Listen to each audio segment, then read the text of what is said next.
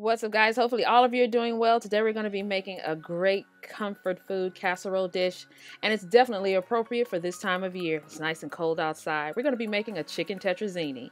Let's get started. So we're going to start with about 2.5 pounds of chicken breast. I'm using chicken breast because that's my favorite cut, and I'm just going to butterfly these breasts because I want them to be able to cook faster when I brown them in the Dutch oven. I like to describe butterflying as sort of like opening up a book. When you take the knife and open up the meat like that, as you can see now, it's significantly thinner than when we started, and it's going to cook faster. It's only going to take about 3 or 4 minutes on each side, as opposed to maybe 5 or 6 minutes when we leave them whole. I'm just going to go ahead and season them up with some Ground Diamond all-purpose seasoning, which you can check out at gdseasoning.com along with this recipe. The link will be below in the description. Next, we're going to take the chicken breast and we're just going to brown them in about 2 to 3 tablespoons of olive oil or vegetable oil, whatever you have closest. And I have the Dutch oven over medium-high heat, and I'm going to brown them on each side for about 3 or 4 minutes. You can also use your leftover turkey, since we're coming off of the holidays, for this recipe. Since it's already cooked, what you would do is skip this step of browning and move on to the sauce. So let's go ahead and move on to our asparagus right now. For this recipe, I'm going to be using asparagus. Right now, I'm just bending the asparagus to see where it wanted to break, and that's where it wanted to break, right there. So that's going to give me a guide to where I need to trim the rest of the asparagus. As you can see, some of my asparagus is very large, so I'm just going to give it a trim, and then I'm going to cut it on the bias. You can also use broccoli instead if you want to, and you can also use carrots and peas. I would suggest you use the frozen ones if you go that route. Okay, moving right along, we're going to go right back to our Dutch oven. Don't wash it. And I'm going to add a couple more tablespoons of olive oil, and I'm going to go ahead in with my mushrooms. Now, I know some of you going, oh, but I don't like mushrooms. Okay, leave them out. They can be optional. You can leave them out. I like them because they have a meatier flavor. If you're not going to use 8 ounces of mushrooms, just go ahead and replace them with 8 ounces of another vegetable or more asparagus, or you can do asparagus and broccoli, okay? All right, so now I've got those in there for about 2 minutes. After I've sauteed the mushrooms for about 2 minutes, I'm going to go ahead and add my onions and saute those up for about 5 minutes until they're nice and soft.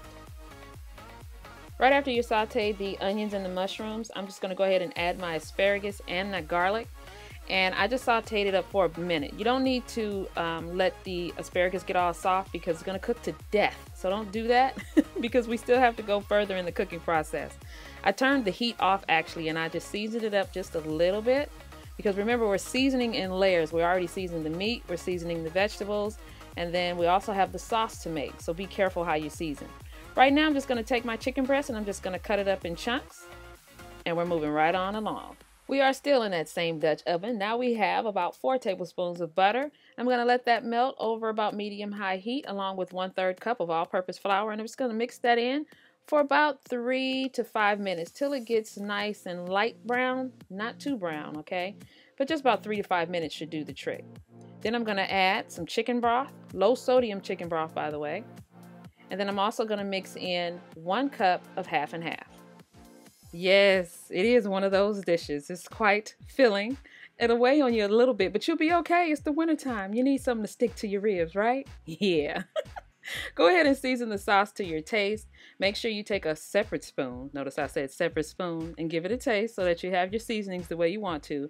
And I'm also going to give it a splash of white balsamic vinegar. If you don't have that, you can go ahead and use lemon juice.